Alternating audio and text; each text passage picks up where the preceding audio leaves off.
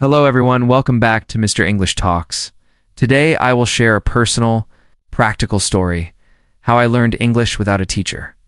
This is not a magic trick or an overnight promise. It is a steady, honest path made of small habits, daily practice, smart choices, and the right mindset. I will tell you what I did, why each step worked, the mistakes I made, and exact exercises you can use right away. The language is simple, so every English learner can follow. And the tone is energetic and motivational, like a coach who believes. You can do this with persistence and curiosity. My beginning. The first day and the promise my journey began with a clear, small promise. I would understand more English each week than the week before. I did not have a teacher, classes, or a big budget.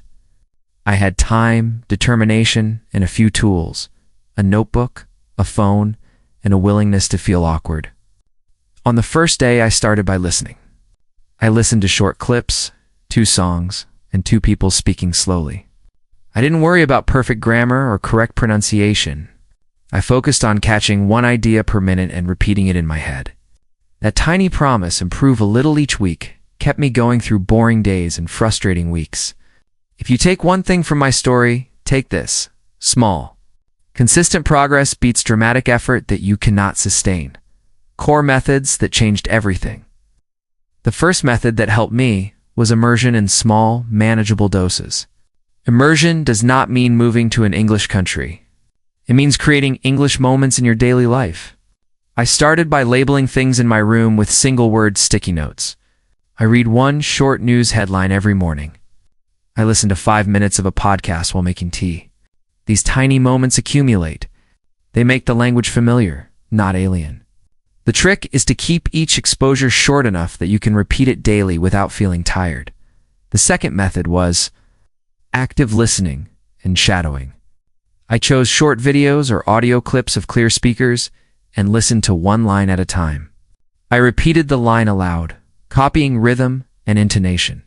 This practice, called shadowing, helped my speaking muscles and my ear at the same time. At first, my voice sounded strange, but within weeks, my accent felt closer to natural. Shadowing is not about sounding perfect. It is about training the mouth and ear to work together. The third method was reading with a simple rule: read for meaning, not for every word. When I read, I underlined only 3 unknown words per page and moved on. I wrote those 3 words in my notebook with one simple sentence example. This method kept my reading fluent and joyful. If you stop at every unknown word, you lose momentum. Learning vocabulary in small, meaningful sets helped me remember words much better than long lists. The fourth method was speaking from day one, even when I had only one sentence. I used short Lariska situations, ordering food, asking for directions, or practicing lines in the mirror. I found language exchange partners online and promised only 5 minutes of conversation at a time. Those tiny interactions reduced fear. Speaking early prevents the common problem where learners can understand a lot, but freeze when it is time to talk. The fifth method was deliberate correction. I recorded myself speaking and listened back. Hearing your own mistakes is painful at first, but the fastest way to improve. I kept a short list of 3 recurring problems and focused on fixing just one each week. This targeted correction created fast, visible progress without overwhelming me. The sixth method was using content you love. I watched shows and read articles about things I already liked: football, food, tech, or storytelling. Motivation matters. If you enjoy the content, you return to it often and learning becomes natural. Choose one passion and follow. English content around that passion. Daily routine and practical exercises. My daily routine was simple and repeatable. Every morning I spent 10 minutes listening to a short audio and shadowing one paragraph. I wrote one short sentence in my notebook about that paragraph and underlined one new word. During the day I used English for one small task: a shopping list, a quick text to a friend, or a social media comment. In the evening, I read one short article or watched one 10-minute video with subtitles. And I noted 2 expressions that felt useful. Before sleep, I recorded one short voice note describing my day in English. This routine took less than 1 hour a day at first, and then grew as I felt comfortable. Here are exact exercises you can try today. Exercise 1. Pick a 60-second video. Listen to it once for meaning, then shadow it line by line for 5 minutes. Exercise 2. Read a short paragraph, underline up to 3 new words. Write them with a sentence, and say those sentences aloud 3 times. Exercise 3. Record a 30-second voice note about your morning and play it back, noting one pronunciation change you want to try. Exercise 4.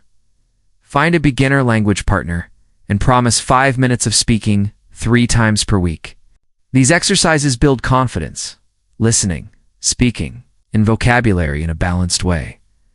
Mistakes I made and how I fixed them. I made several mistakes that slowed me down, but also taught me important lessons. My first mistake was studying only grammar from books without using the language. I spent hours doing exercises but could not hold a simple conversation. I fixed this by combining grammar with speaking. 1 grammar rule per week in immediate use in a short spoken example. My second mistake was memorizing long vocabulary lists that I forgot quickly. I switched to themed vocabulary, 3 words per day used in sentences, and remembered more. My third mistake was comparing myself to fluent speakers on social media and feeling discouraged. I stopped scrolling when I felt this, and instead tracked my own small wins. Comparing steals motivation. Tracking builds it. Another mistake was waiting for a perfect time to speak. I told myself I would speak when I had more confidence. That never came. The fix was the 5-minute rule. Speak for 5 minutes with a partner, even if you feel embarrassed. The first 5 minutes are always the worst, and after them you relax and learn faster. Finally, I tried too many methods at once. I felt busy, but not better. I simplified. Choose 2 methods and do them well. Depth beats scattered effort. Mindset shifts that matter most. Learning without a teacher requires certain mindset changes. First, accept imperfection. If you wait for perfection, you will never start. Mistakes are the fuel for learning. Second, choose patience. Real fluency is built with repeated, tiny improvements over months and years. Third, prioritize consistency over intensity. 10 minutes daily for a year beats 10 hours one weekend. Fourth, focus on meaning, then form. Understand first, correct later. Fifth, keep curiosity alive. Ask questions when you hear something new. Wonder about the choice of words and the rhythm of the sentence. Curiosity turns practice into joy. Another essential mindset is the learner's humility. You will sound strange, and that is okay. Use embarrassment as a sign that you are stretching. Every learner crosses the same awkward bridge. Celebrate the bridge crossing. Finally, adopt a growth mindset. Your ability to speak improves with practice, not with fixed talent. Saying I can't speak becomes I can't speak yet. And that small word yet changes everything. A 3-month plan you can follow if you want a simple, repeatable plan that produces real change in 3 months. Follow this structure. Month 1, build habit and listening. Commit to 20 minutes daily broken into 3 parts. 5 minutes of shadowing. 5 minutes of reading 1 short article, 5 minutes of vocabulary, and 5 minutes of speaking voice note or partner. Track your streak and celebrate weeks of consistency. Month 2, increase output and mistakes. Keep the daily practice, but add 1 weekly 5-minute live conversation with a language partner. And 1 short recorded monologue about a personal story. Focus on fluency over grammar. Month 3, focus on stretching and feedback. Record a 5-minute talk each week and ask a friend or online partner for 1 piece of feedback. Start a small project, a short blog post, a voice diary, or a mini podcast of 3 episodes. This project forces real use and creates accountability. At the end of 3 months, adjust the plan based on what worked. Keep the habits that gave the biggest improvements and drop what felt like busy work. Final encouragement and practical tips. Few practical tips before we close. First, use subtitles wisely. Watch with English subtitles. Second, Choose your resources carefully. Clear speakers, short content, and topics you love. Third, make language social. Use it in small parts of your daily life. Comments, captions, and short messages. Fourth, protect your motivation. When you feel tired. Fifth, celebrate micro wins. The first time you understand a whole short video without subtitles. It is different. You replace formal guidance with smart habits, honest feedback, and steady curiosity. You become your own coach by creating a system that fits your life. If you follow the habits I described, shadowing, short reading, 3-word vocabulary, 5-minute speaking, and weekly review, you will speak more confidently and understand much more in months, not years. If you liked this video, don't forget to subscribe this video.